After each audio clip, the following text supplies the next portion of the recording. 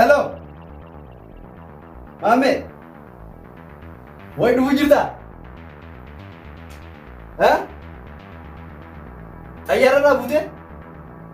Oye, kanumaan rakkoo qaba dubaree. Mana kiyya duraanuu beektaa manni kiyya mana keeti. Jaartii hojii hin jiraadhallee ati kun obboleessa kiyyaami. Barnootaa biyyarraa baate malee rakkinaaf biyyarraa hin baane. Kottu. Ayyee. Ya Rabbi ayyee. Biitiitti minni barachuu jiru sun eessa? Allah ya Rabbi biyya Chaayinaati. Awwamee maal godhaa dhufamee mana kiyya kan ammaan kana. Ijoollee xiyyaa kana nutti gaddaamu ta'a gurbaan kun yaa Rabbi suma kana nagaan midiyaa.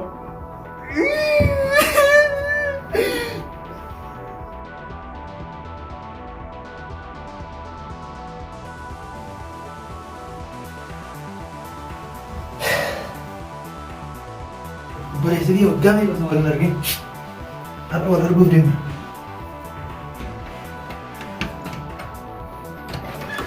Yaa Rabbi Anyoo! Seeni! Yaa si keenya? Hayi akkami maammi? Nagaa keetiif? Nagaa. Yaa wajjin. Akkami? Yaa ammoo na yaadne? Yaa si yaadne akkamiin taatu? Maali yuunivarsiitii keenya bara yuunivarsiitii keenya cufaniitiin dhufaa jira amma. Fayyumaan dhuftee barumsa dhaabne? Siyaasni jira kan irratti kufi malee. Yaa komitii sirrii kufa yaa dubbiin jabaa siyaa malee. Yaasin keenya narra kufi malee. Lakki. Yaa yaasin keenya siyaasni jira. Waliyaan illee siyaasni jira. Yaa yaasin keenya. Fayyumaan abdaame. Ani nagaan qaba.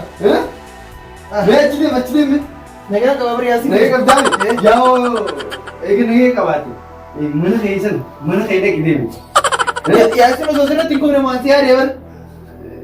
Jaartii yaa fi ilmoo xiyyaas gaddaafachuun fadhuuti. Dem karena mana kayak dem ni aku sih. Dem, nara tinggal tu. Ege tempo foto ya. Yalla dem. Apa?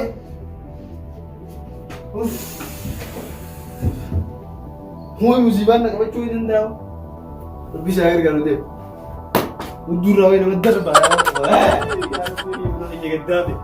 Udur rawi nama terba. Dem mana gitu.